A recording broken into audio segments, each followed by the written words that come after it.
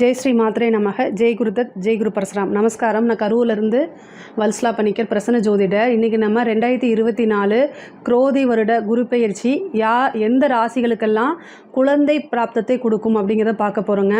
இந்த குரு பெயர்ச்சி திருக்கணிதப்படி 30/4/2024 சித்திரை மாதம் 17ஆம் தேதியும், வாக்கியப்படி 1/5/2024 சித்திரை மாதம் 18ஆம் தேதியும் குரு மேச ராசியிலிருந்து ரிஷப ராசிக்கு பயிற்சி ஆகிறாருங்க. இதில் குழந்தை பிராப்தம் அப்படிங்கிறது ஒருத்தருடைய ஜாதகத்தில் 5ஆம் இடத்தை குறிக்கிறது. 5ஆம் இடம் அப்படிங்கிறது தான் புத்திரஸ்தானம் அப்படின்னு சொல்லக்கூடிய இடம். ஸோ அந்த 5ஆம் இடத்தோடைய அதிபதியோடைய திசாவோ புத்தியோ இருக்கும்போது ஒருத்தருக்கு குழந்தை பாக்கியம் கிடைக்கும். அப்படி இல்லைனா கூட, அதாவது ஒருத்தருடைய திசா புத்திகள் 5ஆம் அதிபதியோடைய திசா புத்திகள் இல்லாத பட்சத்தில் கூட கோச்சாரத்தில் குரு பலம் இருக்கும். அதாவது கோச்சாரத்தில் உங்களுடைய ராசிக்கு 5ஆம் இடத்தை குரு பார்வை செய்யும் போது சந்தானம், அதாவது குழந்தை பிராப்தம் உறுதியாக உண்டுங்க. அது மாதிரி எந்தெந்த ராசிகளுக்கெல்லாம் இருக்குதுன்னு பார்க்கலாம். ஃபஸ்ட்டு ராசி பார்த்திங்கன்னா ரிஷப ராசிக்குங்க. ரிஷப ராசிக்கு ஜென்ம குருவாக வந்தாலும் கூட அவருடைய 5ஆம் பார்வை 5ஆம் இடத்துக்கு இருக்குங்க. 5ஆம் இடம்ங்கிறத புத்திரஸ்தானம்ங்க. 5, 7, 9ஆம் இடத்துக்கு இருக்குது. இதில் மற்ற ராசிகளை காட்டிலுங்க உங்களுடைய ராசிக்கு ரொம்ப ரொம்ப அற்புதமான பலன், நல்ல பிராப்தம் அப்படின்னு ஏன் சொல்கிறேன் அப்படின்னா, உங்களுக்கு இப்போ புத்திர பாக்கியம்ங்கிறது 5ஆம் இடம். இப்போ ஆல்ரெடி அங்கே உங்களுக்கு 5ஆம் இடத்துல ரிஷபராசியை பொறுத்த வரைக்கும் கேது இருக்காருங்க. அதாவது சந்தான பிராப்தம் இயற்கையிலேயே உங்களுக்கு இருக்கும். ஒரு சிலர் செயற்கையாக, அதாவது IVF டெஸ்ட் டியூப் பேபி இந்த மாதிரி விஷயங்களுக்கு ட்ரை பண்ணுறாங்க இல்லையா, அவங்களுக்கெல்லாம் என்னென்னா கேது 5ஆம் இடத்துல இருக்குது. இப்போது குருவோடைய பார்வையும் அங்கே 5ஆம் இடத்துக்கு போகுது. அப்போது இயற்கை அப்படிங்கிறத காட்டில் செயற்கை, அதாவது செயற்கை முறையில் கருத்தரிப்புன்னு சொல்லுவாங்க இல்லையா, அதுக்கு ராகு கேது ரொம்ப பெட்டரான கிரகம். அது குரு பார்வையில் இருக்கனால 100% சக்ஸஸ் ஆகும். ஒரு சிலர்லாம் IVFக்கு ட்ரை பண்ணிவிட்டு ஃபெயிலியர் ஆகிருக்கும். 2 times 3 times கூட ஃபெயிலியர் ஆனவங்க உண்டு. பட் ஆனால் இந்த டைமில் நீங்கள் ட்ரை பண்ணிங்கன்னா அது கிடைக்கும். ஆனால் உறுதியாக இயற்கையிலேயே சந்தான பிராப்தம், குழந்தை பாக்கியம் அப்படிங்கிறது உங்களுக்கு உறுதியாக உண்டுங்க. இதுக்கு அடுத்தது கடக ராசிங்க. கடக ராசிக்கு குரு 11ஆம் இடத்துல இருந்து 5ஆம் இடத்தை பார்க்குறாரு, புத்திரஸ்தானத்தை பார்க்குறாரு. அதனால் இவ்வளோ நாள், அதாவது லேட் மேரேஜ் ஆனவங்களுக்கு சம்டைம் புத்திர பாக்கியம், குழந்தை இயற்கையாகவே என்ன செய்யும் அப்படின்னா தள்ளி போகும்.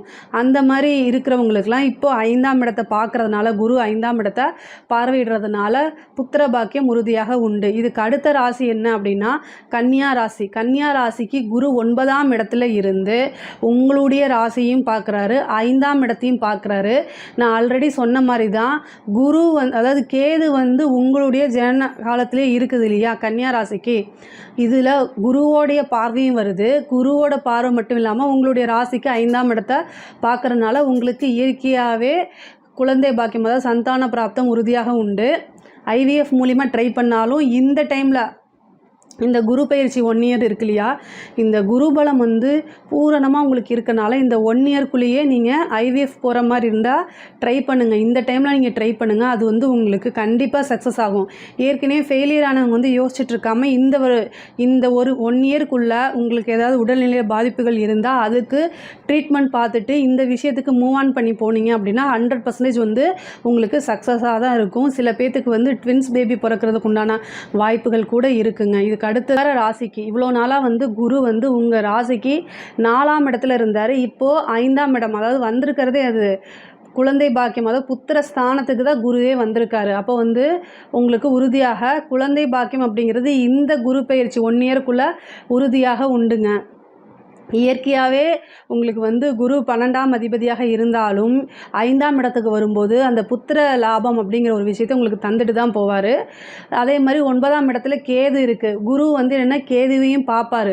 அப்போ நீங்கள் என்னென்னா குலதெய்வ வழிபாடு பண்ணணும். 12ஆம் இடம் அப்படிங்கும்போது என்னென்னா சிறு ஒரு தடைகள் அல்லது தாமதங்கள் ஏற்படும். அப்போ நீங்கள் என்ன செய்யணும் அப்படின்னா குலதெய்வ வழிபாடு பண்ணிவிட்டு நீங்கள் குலதெய்வத்துக்கு முறையான பூஜைகள் செய்யும்போது குழந்தை பாக்கியம் கிடைக்கும்.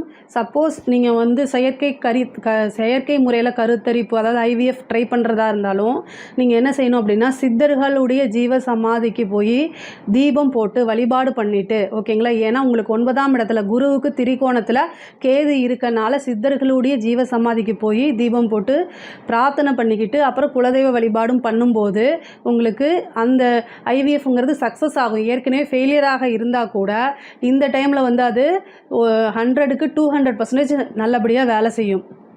இதுக்கப்புறம் விருச்சக ராசிக்கு வந்து இயற்கையாகவே குரு 5ஆம் அதிபதியாக இருக்கிறாரு. அவர் 7ஆம் இடத்துக்கு வராரு.